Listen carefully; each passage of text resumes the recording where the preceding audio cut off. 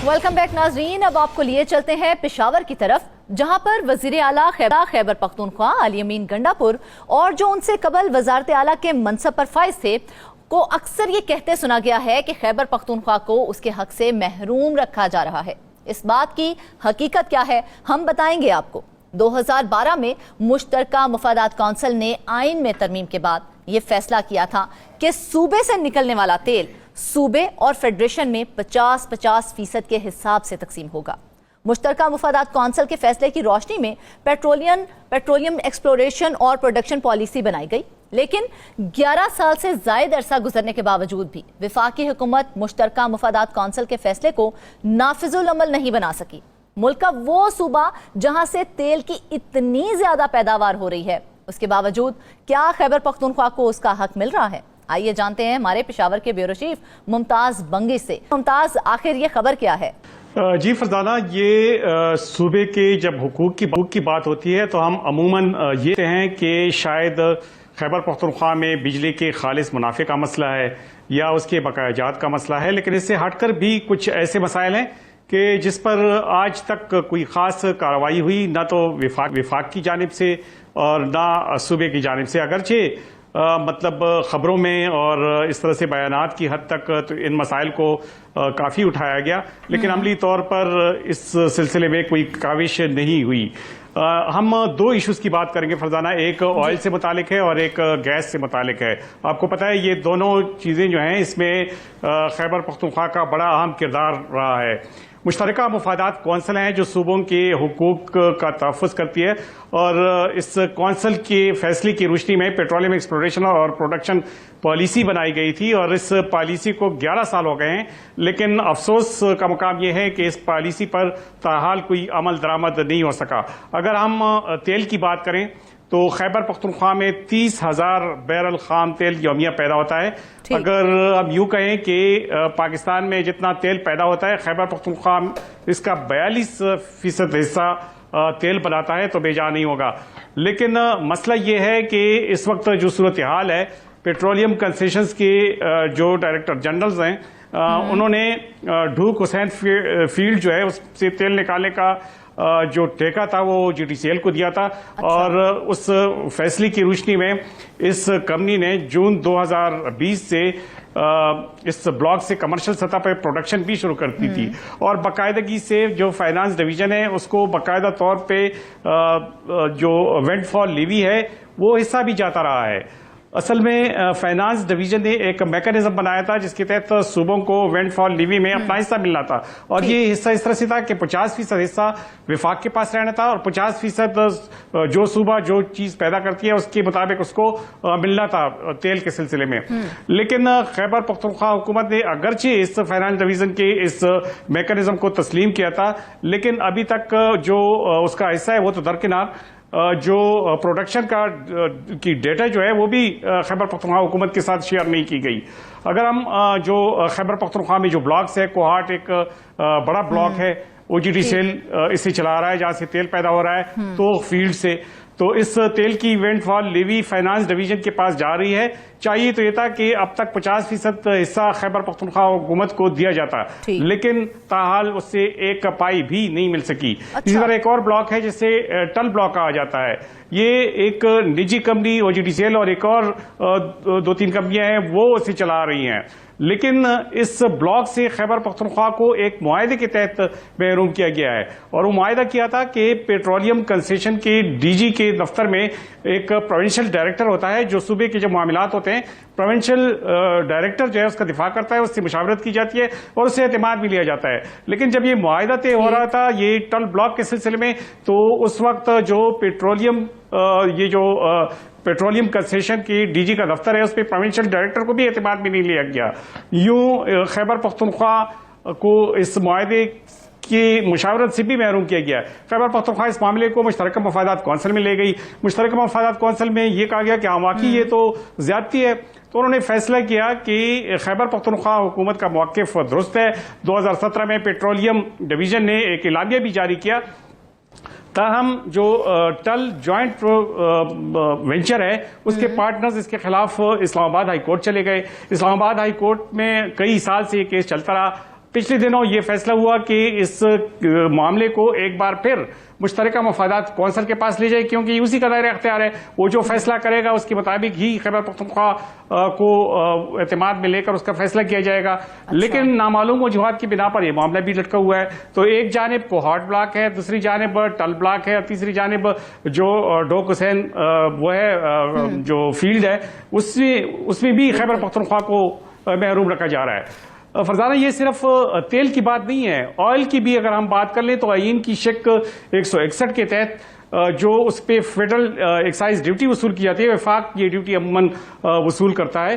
तो finance act जो 2010 है उसके तहत ये फैसला किया गया था कि कुदरती गैस पर जो फेडरल एक्साइज ड्यूटी की शरह है वो 10 रुपए फी MMBTU के हिसाब से खैबर पख्तूनख्वा को दिया जाएगा। अच्छा। उस वक्त जो federal excise duty industrial gas का जो टैरिफ था वो 2.6% बन रहा था, और उस वक्त इंडस्ट्रियल गैस टैरिफ 382 रुपए फी MMBTU मुकर्रर था। अब इंडस्ट्रियल टैरिफ की शरह जो है वो 2150 रुपए फी MMBTU है, और यूं इस हिसाब से ये शरह जो है 10% की बजाय 10 रुपए की बजाय 56 रुपए फी MMBTU होना चाहिए था।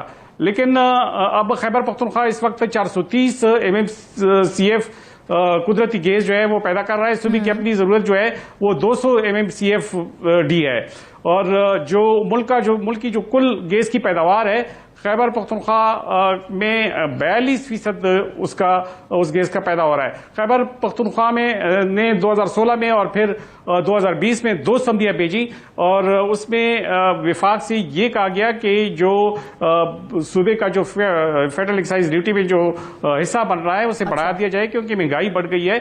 उस मुनासिबत से जो शरह है, जो टैरिफ है वो भी बढ़ गया है, तो उस मुनासिबत से ये हिस्सा भी बढ़ाया जाए। उसके साथ सिंध ने और बलूचिस्तान ने भी इत्तेफाक किया। बलूचिस्तान पंजाब की जो हुकूमत है वो भी उससे मुत्तफिक हो गई, लेकिन उसमें उन्होंने मामूली तरमीम कर दी। लेकिन हैरतकुन अमर तो यह है कि उस वक्त जो पेट्रोलियम डिवीजन ने इसकी ये कहकर मुखालफत की कि नहीं, इससे जो आम कंज्यूमर है वो मुतासिर होगा, और फिर इसके बरक्स पेट्रोलियम डिवीजन ने यह फैसला किया अभी हाल में कि जो 60 रुपए फी लीटर के हिसाब से पेट्रोलियम लेवी है वो लगा दी गई है।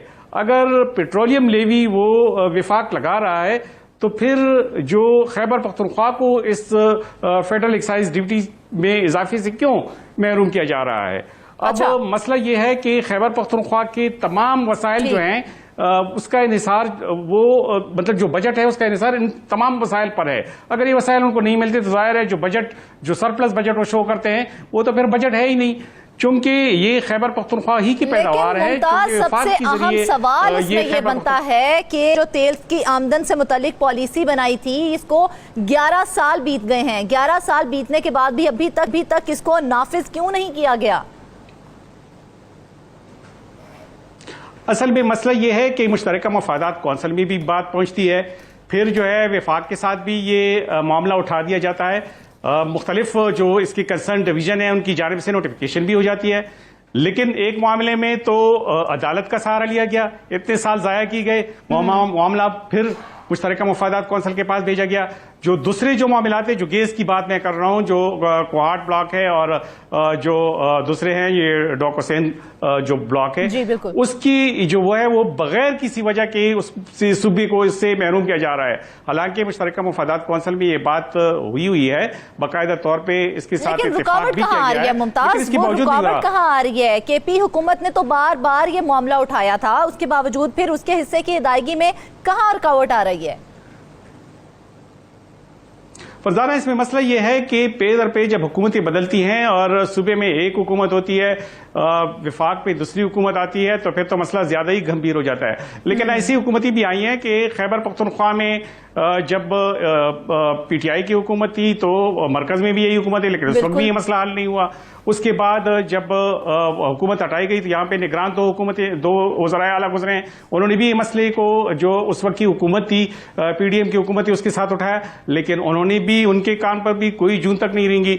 उसके बाद फिर मौजूदा जो हुकूमत है इन्होंने भी काफी मरासले भेजे, लेकिन उसमें भी ताहाल किसी किस्म की कार्रवाई नहीं हुई। तो एक एहसास महरूमी पाया जाता है खैबर पख्तूनख्वा में। न सिर्फ अब ये आम लोग जो हैं उन तक ये बात शायद वो तो ये समझ रहे होंगे कि बिजली का खालिस मुनाफा है, ये सालों साल से चला आ रहा है और जो काजी फार्मूला है उसके तहत नहीं किया जा रहा, लेकिन ये उससे बिल्कुल हटकर है। इसी मामले के हवाले से हमने मुशीर खजाना खैबर पख्तूनख्वा मुजम्मिल असलम से भी उनकी राय जानने की कोशिश की है। हमारे नुमाइंदे ने उनसे बात की है, उनका इस हवाले से क्या कहना था, आइए आपको दिखाते हैं। केपी इस मुल्क का 38% LPG पैदा करता है, 38%। उस पे हमें कोई FED दे ही नहीं रहे। हम कह रहे हैं इस पे FED अब क्यों नहीं दे रहे, बस जीरो की हुई है, देते ही नहीं है। बोल बोल के थक गए हैं, लेकिन उस पर कोई कान में जू नहीं रेंग रही। जब आप गैस पे FED देते हैं तो फिर तेल पे भी दें ना, जो आप ज़मीन से तेल निकल रहा है आपका, तेल पे FED नहीं दे रहे अभी तक, क्योंकि इसमें सिंध और KP को जाएगा तो पंजाब उसमें अपोजिशन करता रहता है। अब सिर्फ इस साल पेट्रोलियम लेवी की मद में हुकूमत 900 अरब रुपए कमाने जा रही है। हम ये नहीं कहते, हम ये कहते हैं कि पूरे पाकिस्तान का 42% जितनी भी हम यहाँ पैदा कर रहे हैं उसका 42% पाकिस्तान KP से पैदा हो रहा है। आप उसकी जो FED है वो दें, वो देते नहीं है। उसी तेल से एक और चीज़ जुड़ी हुई है, वो है दो चीज़ें, एक है रॉयल्टी और एक है आपकी विंडफॉल प्रॉफिट। जो विंडफॉल प्रॉफिट है वो जो है उस पर हमें जो है ताख़ीर कर रहे हैं। पहले तो इन्होंने जो है अभी एक आध कंपनी जो है उस पर राज़ी थी, अब हुकूमत के साथ उनके ऑपरेटर हैं MOL और अब उन्होंने कोर्ट से स्टे ले लिया। पूरे पाकिस्तान में जहाँ जहाँ पावर स्टेशन लगे, पावर जनरेशन लगी हुई है, चाहे वो हाइडल है, चाहे गैस है, चाहे विंड पावर है, चाहे वो चाइनीज़ है, चाहे वो फॉरेनर है, चाहे वो लोकल है, सबकी इनकम टैक्स एग्जम्पशन है। KP के जो बिजली के प्रोजेक्ट है उस पर इनकम टैक्स भी लगाया था। तो ये जायज़ मुतालबात है, हम कोई उनसे भीख नहीं मांग रहे, कोई हमसे एक्स्ट्रा सपोर्ट नहीं मांग रहे कि हमें बजट से ज़्यादा दें।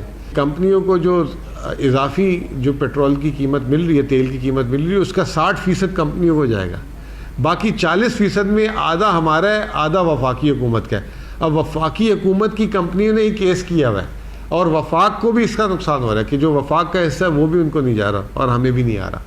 तो वफाकी हुकूमत की कंपनियाँ जो हैं उनसे वफाक भी नहीं बात करती। तो ये एक नाअहली कह लें, मामले को लंबा करने वाली बात कर लें। अब आप ये देखें कि आज से जो है 8-10 साल पहले इस मुल्क में 1 लाख बैरल तेल पैदा होता था, अब वो 71,000 बल्कि अब तो 70,000 से भी नीचे आ गया। आज से 10 साल पहले जो है मुल्क में जो है 4.1 वो पैदा होती थी, गैस होती थी, MMBTU नहीं, मिलियन क्यूबिक फीट, ठीक है ना। अब वो कम होके 3 से भी नीचे आ गई है।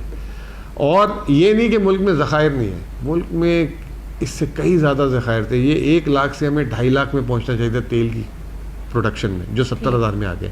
जो 4 से जो हम अब बाहर से LNG मंगा रहे हैं, बेड़ा गर्क कर रहे हैं अपना, वो जो है हम 8-10 पे पहुंच सकते थे। लेकिन बुरी पेट्रोलियम पॉलिसी, पहली आपकी पेट्रोलियम पॉलिसी 1997 में आई, आखिरी 2022 में, अब 24 में बैठे हुए हैं। पाकिस्तान इस 10 सालों में 2 दफ़ा इकोनॉमिक डिफ़ॉल्ट में ऑयल प्राइसेस की वजह से गया, लेकिन हम उस पर काम ही नहीं करते। हम कभी चाइना भागते हैं, कभी उससे सऊदी अरब से मांगते हैं पैसे, कभी UAE से $1 अरब मांगते हैं। जो काम करने वाला है हम वो करते नहीं हैं।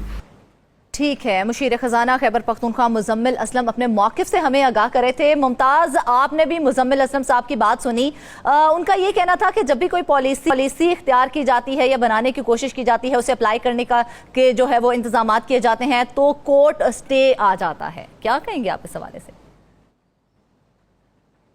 जी बिल्कुल, ये दरअसल मुजम्मिल असलम साहब एक वो जो उसका हवाला दे रहे थे उसमें वो भी थोड़ी देर पहले मैंने वो बात भी की है कि इस्लामाबाद हाई कोर्ट गए थे, वो जो जॉइंट वेंचर है जो टल ब्लॉक के सिलसिले में है, और इस सिलसिले में ये कई साल तक ये केस चलता रहा। और पिछले दिनों इसमें उसको ये कहा गया कि वो जो कंसर्न जो रिस्पोंडेंट्स हैं वो जाएं और जो मुश्तरका मफादात कौंसिल है उसमें दोबारा इस केस को डिस्कस कर लें और वो जिस तरह से फैसला करेंगे वही होगा। लेकिन जिस तरह वो मशीर साहब फरमा रहे थे, इसका नुकसान जो है वो सूबे को सिर्फ नहीं है, इसका नुकसान वफाकी हुकूमत को भी हो रहा है। इतने अरसा जब ये केस चलता रहा है तो जाहिर है उसका जो प्रॉफिट है वो तो नहीं मिल रहा। सूबे को तो पहले से नहीं मिल रहा, विफाक भी उससे महरूम हो रहा है। और दूसरी बात यह कि जब इस किस्म की लिटिगेशंस हों, इस किस्म की चीजें हों, इस किस्म की रुकावटें हों, तो कैसे फॉरेन इन्वेस्टर्स आएगा और यहाँ पे एक्सप्लोरेशन करेगा। और यहाँ जो ऑयल एंड गैस से मालामाल सूबा है, ये कई ऐसी जगह हैं कि जहाँ पे हमारी ऑयल एंड गैस बड़ी वाफर मकदार में मौजूद है, लेकिन इन चीजों की वजह से जो फॉरेन इन्वेस्टर्स है बड़ी वो आ अहम नहीं बात रहे की हैं। है कि एलएनजी अभी भी बाहर से हम मंगवा रहे हैं, इतनी पैदावार होने के बावजूद भी। जी बिल्कुल, वो यही एक वजह है। वो कहते हैं कि जो मुल्क जो है वो डिफॉल्ट पे जा रहा था, उसकी एक वजह ये भी थी कि हम पेट्रोलियम की मद में इतने बड़े बड़े बिल दे रहे हैं, हालांकि हम अगर चाहें तो अपनी एक्सप्लोरेशन की मदद से इसको तरक्की दे सकते हैं, बल्कि इस पैदावार में इजाफा कर सकते हैं, लेकिन वो ऊपर जाने की बजाय नीचे आ रहा है। और इसकी बुनियादी वजह हमारी पेट्रोलियम की पॉलिसी है। जब 1997 में पेट्रोलियम पॉलिसी बनती है और 10 साल तक 20 साल तक कोई फिर पलट के उसको रिवाइज ही नहीं करता, उसको पूछता ही नहीं है और ये नहीं कहता कि भाई जिसका हक है उसको दिया जाए, तो कैसे वो उस पॉलिसी पर अमल दरामद होगा और कौन उसमें मतलब ब्यूरोक्रेसी जो है वो तो कभी भी ये नहीं कहेगी कि हम अपने तौर पे कोई ऐसा इनिशिएटिव लें कि जिसमें कोई काम हो जाए। जाहिर है जब सियासतदान ही उसमें इंटरेस्ट नहीं लेंगे तो ब्यूरोक्रेसी तो हाथ पे हाथ रख के बैठी रहेगी। ये काम तो सियासतदानों का है, वो जब सोचते ही नहीं है तो जाहिर है फिर तो ऐसी पॉलिसियां बनाना बेसूद है। वो पॉलिसी अगर आप बनाएं भी उसको नाफिजुल अमल बना ही नहीं सकते। अच्छा मुमताज, तो एक बड़ा अहम सवाल ये है कि केपी हुकूमत जो है पाकिस्तान की तेल की कुल कितनी फीसद पैदावार जो है वो कर रहा है इस वक्त? जी बिल्कुल, 42% मुल्क में जितना तेल पैदा हो रहा है उसका 42% हिस्सा जो है वो खैबर पख्तूनख्वा में पैदा हो रहा है। इसका मतलब यह है कि वो मेजर शेयर जो है वो खैबर पख्तूनख्वा का है, बाकी जो हिस्सा है वो पूरे पाकिस्तान का है और सिर्फ जो 42% जो कुल हिस्सा है कुल मुल्क की पैदावार का तेल का वो खैबर पख्तूनख्वा में पैदा हो रहा है। और ये भी जो माहिरीन है वो कहते हैं कि ये हिस्सा जो है इसको इवन दुगना किया जा सकता है, लेकिन अगर एक्सप्लोरेशन के लिए इन्वेस्टर्स आए, यहाँ इस पे काम हो, जो पेट्रोलियम पॉलिसी है वो इतनी मुअस्सर बनाए कि हर किसी को अपनी तरफ अट्रैक्ट कर ले, तो इस पैदावार को मजीद बढ़ाया जा सकता है। लेकिन हमारी ये बदकिस्मती है कि हम इन मामलात पे सोचते नहीं है और फिर हमारी बदकिस्मती है कि हम अभी तक कोई ऐसी जामे पे नहीं बना सके हैं जिसे नाफिजुल अमल किया जा सके। नाजरीन, तेल का मसला बहुत अहम है और इसको हुकूमत को सोचना चाहिए कि इस मसले को किस तरह से हल किया जाए। वापस आएंगे एक ब्रेक के बाद।